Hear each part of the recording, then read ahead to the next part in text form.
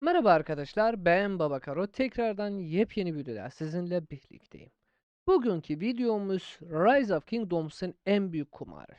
Ve bu kumarın yani nasıl oynanır, yani neler yapmanız gerekiyor, bunları hepsini teker teker size söyleyeceğim. İlk başında gücün zirvesi. Yani eğer ki tam bir anlamını size söylesem, ben 3 kere gücün zirvesi oynayan bir insan olarak yani kendi tecrübelerimden size söylüyorum. Eğer ki bir şekilde bir şey garanti alamıyorsanız o kumardır. Tabii ki alıyorsunuz şu an yani Rise of Kingdoms'ta gücün zirvesi geldiğinde 40 milyon güç basıyorsunuz ve garanti olarak alıyorsunuz. Ancak bu bir kumardır. Yani eğer ki bu kumarı oynamak istiyorsunuz, kaybetmeyi de göze almalısınız, kazanmayı da göze almalısınız. Bazen 20 milyonda, bazen 10 milyondan alıyorsunuz. Ancak bu krallıklara göre farklı oluyor. İlk başında gücün zirvesi Anekara'daki 8 krallığın arasında oluyor arkadaşlar. Ben bunu size söyleyeyim. Şimdi gücün zirvesi herkes oynuyor arkadaşlar ve güzel bir temalar elde ediyorlar. Peki bu seferdeki tema nedir? Bu seferdeki temamız okçu tabii ki savunması ve burada gördüğünüz gibi %20'lik bir okçu savunması. Gücün zirvesi kime işe yarıyor? Herkesin işine yarıyor aslında ancak böyle bir şey. Siz bir rally lideriyseniz ya garnizonsunuz bir tık daha fazlasıyla oluyor. Siz bir free to play'siniz yani o kadar çaba harcayacağınız ya da binlerce gün hızlandırma harcayacağınızın hiçbir mantığı yoktur. Bunu da size söylemek istiyorum. Peki bu etkinliği nasıl oynamalıyız? Eğer ki siz free to play'seniz, hiç uğraşmak istemiyorsunuz. Bence buradaki görevleri bitirirseniz ve buradaki 5 tane altın kafayı alırsınız size yeterlidir. Yani 1 milyon güç basıyoruz ve bu oluyor arkadaşlar. Gücün zirvesinde neler gidiyor? Arkadaşlar gücün zirvesinde ilk başında yani 40 milyon güç basması için gerçekten fazlasıyla hızlandırmaya ihtiyacınız var ve kaynaklar. O yüzden gücün zirvesini oynamadan en azından yani burada 2'şer milyar bir kaynak rahatlıkla olması gerekiyor. Hızlandırmada 2000, 3000 belki bazen 4000 gün hızlandırma da ihtiyacınız oluyor. Yani 40 milyon güç basmanız gerekecek. Yani bunu ilk başında size söyleyeyim yani. Eğer ki 40 milyon güç basmıyorsanız özellikle de mesela süvari teması, piyade teması, okçu teması 40 milyon garantili alıyorsunuz. Liderlik temalardan 60 milyon güç basıyorsunuz ve sonra liderlikleri alıyorsunuz. Yani birlik savunması, birlik sağlığı ya da birlik saldırısı. Artık her ne olursa olsun bunlardan 60 milyon oluyor. Ancak siz gücün zirvesi oynamak istiyorsunuz. Gerçekten çok sağlam bir kaynak hesabınızda olmalıdır. Yani en azından 2'şer milyar, 3'er milyar kaynak olmalı. Veya hatta hızlandırmada 3000-4000 gün olmalıdır arkadaşlar. Bunlar gerçekten önemli. Peki kimler oynayabiliyor? Ya gücün zirvesi. Mesela örnek veriyorum biriniz T4'sünüz ve T5'i açmak istiyorsunuz. T5'i açması için bunlar hepsi 10, 10. Buradakiler açılmıştır. Burada mesela süvarimiz, piyademiz, okçumuz hepsi 9-9'da. Buradakiler 9-9'da ve buradan da geçiyorsunuz. Arkadaşlar şimdi mesela biri T5 açıyor ve ben gücün zirvesi oynuyorum. Belki oradan da kazanırım diye düşüncesiyle yapıyorsunuz. Tabii ki burada mesela her birisinde 800k 900k güç geliyor ve bunlardan T5 açıyorsunuz. Gücün zirvesini oynama bir hakkınız vardır ve şansınız vardır. Niye? Çünkü T4, T5 oluyor arkadaşlar ve T5'ten yani T4'ten T5'ten bayağı askeriniz oluyor. Bir tane T4 asker 4 puan veriyor. 4 puan güç veriyor yani. Ama bir tane T4'ü T5'e çevirmek 6 puan kazanıyorsunuz. Yani 1 milyonluk askerde arkadaşlar ya 2 milyonluk T4'ünüz var. 2 milyonu çarpı 6 yap, 6 puan yap. 2 milyon T4'ü T5'e çeviriyorsunuz. Yani diyecek 10-12 milyon oluyor arkadaşlar. Yani 12 milyonluk bir güç alıyorsunuz orada. En azından 2 milyonluk bayağı askerden. Buradaki binalarınızdan mesela örnek veriyorum 4 tane hastanız var. Bunlar 24 seviyede oluyor arkadaşlar ve hastanelerden 24 seviye 25 seviye yükseltmesi için arkadaşlar her birisi 300k bir güç veriyor ve bu büyük bir rakamdır. Altın madenleri de yine aynı şekilde 250k bir güç veriyor. 4 taneniz var. Buradan da 1 milyon kazanıyorsunuz. Yani burada 1.2 milyon, buradan da 1 milyon 200 bin yani.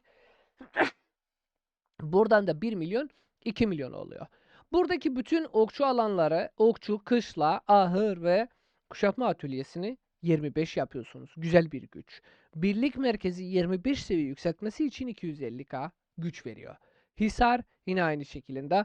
Buradaki akademiniz 24 seviye, 25 seviyede gerçekten çok yüksek bir rakam veriyor. O yüzden T4'ler T5'e girdiğinde çok iyi şekilde kazanıyorlar. Ancak birisi T5'tir. Tabii ki gücün zirvesi oynuyor. Arkadaşlar bu gücün zirvesiyle eğer ki T4'ünüz yoksa 40 milyon güç basmanız gerçekten çok büyük bir rakamdır. Ve bunlardan tabii ki fazlasıyla zaman istiyor.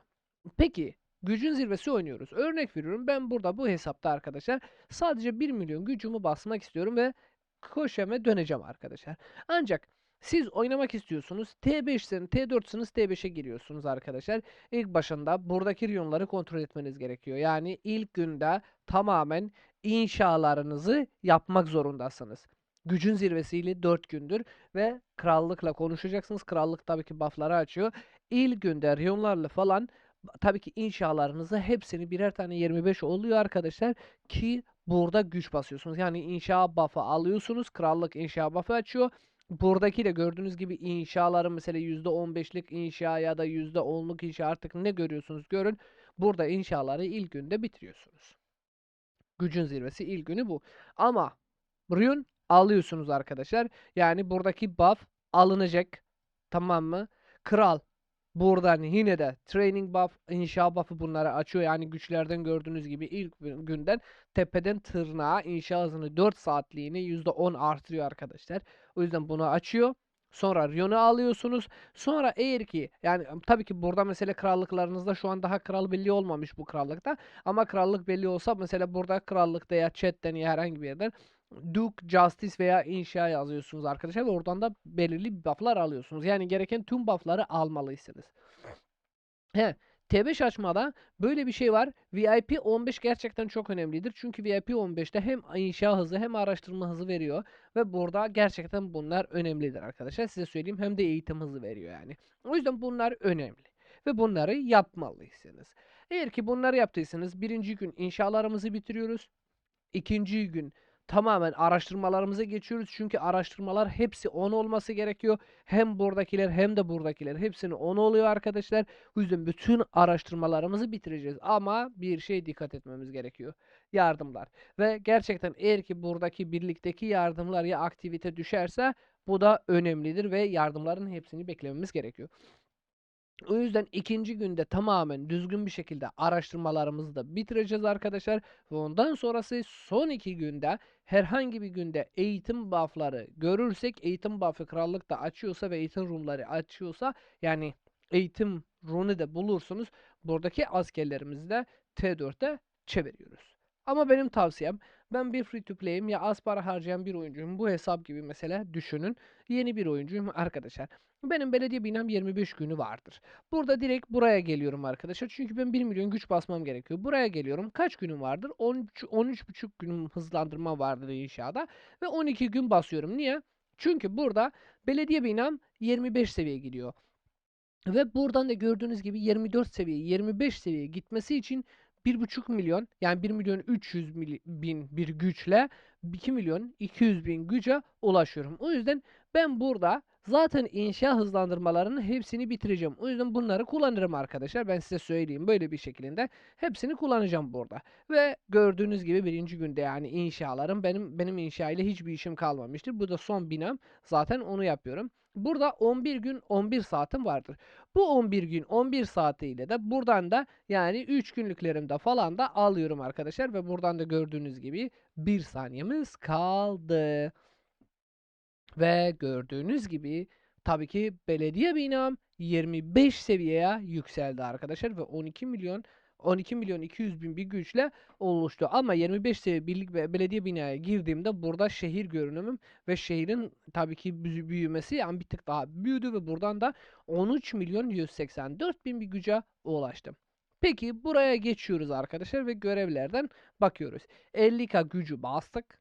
Tabii ki buradan tabii ki 50k, 200k, 500k gücümüzü bastık ve 912k kaldık. 912'de kaldığımızdan burada tabii ki bu bitmiştir. Belediye binam bitti. Buradan da tabii ki 80k, 90k vardır. İnşa hızlandırmalarım bitti. Araştırmaya geçiyorum. Araştırmalarda kaç gündeyim? Hızlandırmalarıma baktığımda 10 gün 8 saat bir hızlandırma vardı ve buradan da 2 gün istiyor. O yüzden buradan da 2 günümü harcayacağım arkadaşlar. Evet. 3 saat, 30 dakika, 5 dakika, 1 saat. Bitti ve 13.320.000 bir güce ulaştım ve buradan da gördüğünüz gibi tabii ki bunu da aldım. Şimdi bundan harici arkadaşlar bunu da size söyleyeyim. Burada her 5 milyon bir güce kazandığınızda bir tane sikeyi alıyoruz arkadaşlar. Ve burada sikeleriyle tabii ki 6 sikeyleme neydi? Buradan direkt dükkana geliyoruz. Burada 8 sikeyle yani her 5 milyon bir sike. 8 tane 5 40 milyon. 8 sikeyle burada efsane evimizi alıyoruz arkadaşlar ve temamız oluyor. Klasik kısmından da tabii ki eğer ki oyun biterse yani bu maç biterse bu sikeleri harcamadıysanız kırmızılar direkt kendi kendilerine buradan o dönüşmüyor. Yani direkt buradaki efsanevileri mavilere dönüştüreceksiniz arkadaşlar ve tabii ki klasik tarafından eski temalar ve eski puanlarıyla alabiliyorsunuz. Mesela burada piyade savunması 10, 10, süvari saldırısı, ne bileyim beceri hasarı ve bu tarz şeylerde temaları alabiliyorsunuz arkadaşlar. Benim size söylediğim bir şeydir. Yani gücün zirvesi oynamak ne kadar mantıklı? Bence hiç mantıklı değildir. Onun yerine hızlandırmalarınızı KYK'lardan kullanabilirsiniz. Tabii ki KYK'dan hariciyle de yani böyle altın kafa etkinlikler var. Onlar gücün zirvesinden çok daha fazlasıyla size fayda sağlanacak.